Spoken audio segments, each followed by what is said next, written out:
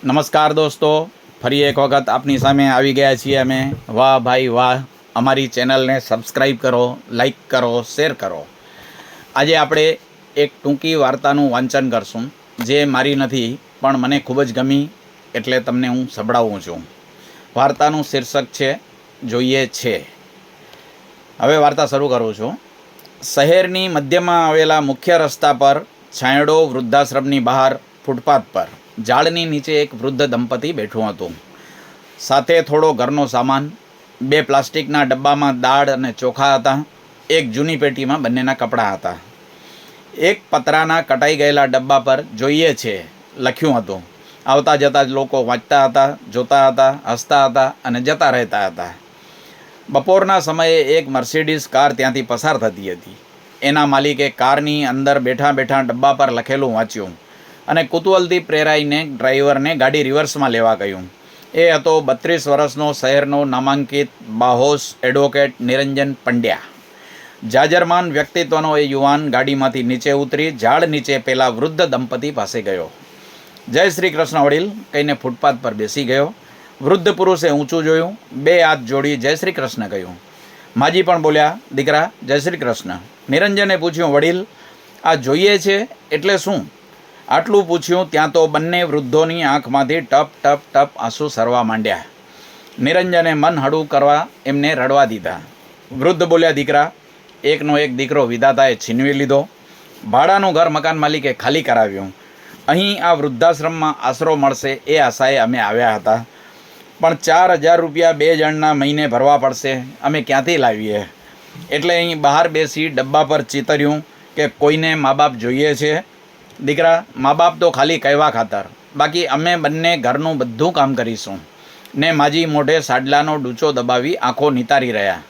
નિરંજનની આંખો અને હૃદય ભરાઈ આવ્યું.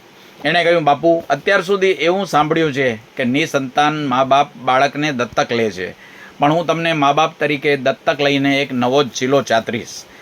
પણ બીજું કંઈ પણ મારે જોઈએ છે તમારી પાસેથી. વૃદ્ધ બોલ્યા, દીકરા જો આ અમારો અસબાબ સામાન અહીં જ પડ્યો છે, એ સિવાય અમારી પાસે બીજું કંઈ નથી. નિરંજન માજી પાસે ગયો. બંને હાથમાં માજીનું મોં પકડીને બોલ્યો, માં તારી મમતાનો, તારા પાલવનો મીઠો છાંયો મને જોઈએ છે. એમ કહીને માજીએ ઓઢેલી ફાટેલી મેલી સાડીનો પાલવ માથે મૂક્યો અને બોલ્યો, બાપુ તમારી લાગણીના ભીના સ્પંદનો મને જોઈએ છે, બોલો આપશો? બોલતાં બોલતાં બંનેને ભેટી પડ્યો. આંખોમાં લાગણીઓના ઘોડાપૂર ઉમટી આવ્યા. વૃદ્ધ આ કળિયુગના શ્રવણને જોઈ રહ્યો. માજીએ ખીચડી બનાવી હતી. એક તૂટેલી કાબીમાં લઈને નિરંજનને આપી. પ્રસિદ્ધ એડવોકેટ ખીચડી એ રીતે ખાઈ રહ્યો જે રીતે કૃષ્ણએ સુદામાના તાંદુલ ખાધા હતા.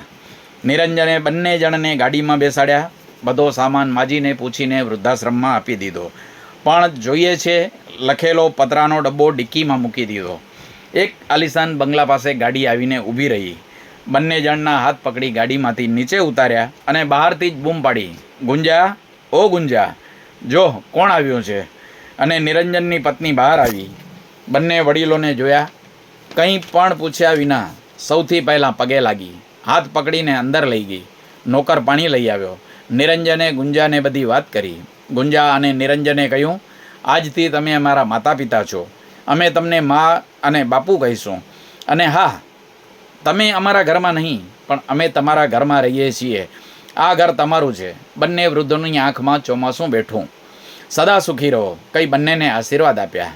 સમય વીતવા લાગ્યો. 2 વર્ષ થઈ ગયા. દિવાળીના દિવસો ચાલી રહ્યા હતા. ઘર દીવડાઓ અને લાઇટિંગથી શોભી રહ્યું હતું. માજી દરરોજ નવી રંગોળીથી ઘરને સજાવતા. દિવાળીના દિવસે ઘરમાં બનાવેલા મંદિરમાં પૂજા કરી મા બાપુ બહાર આવ્યા અને ચા પીવા બેઠા.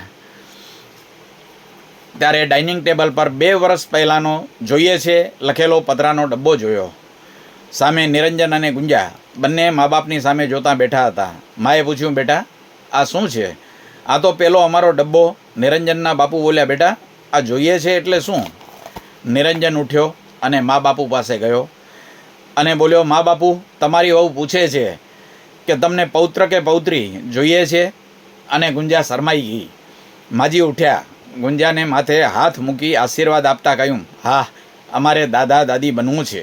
દાદા દાદી બનવા માટે સરસ મજાની તારા જેવી ઢીંગલી જોઈએ છીએ.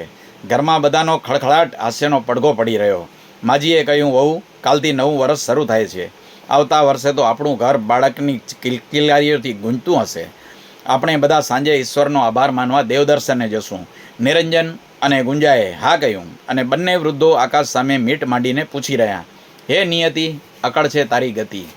તમને વાર્તા કેવી લાગી કોમેન્ટમાં જણાવજો. અમારી ચેનલને સબસ્ક્રાઈબ કરાવજો. ધન્યવાદ.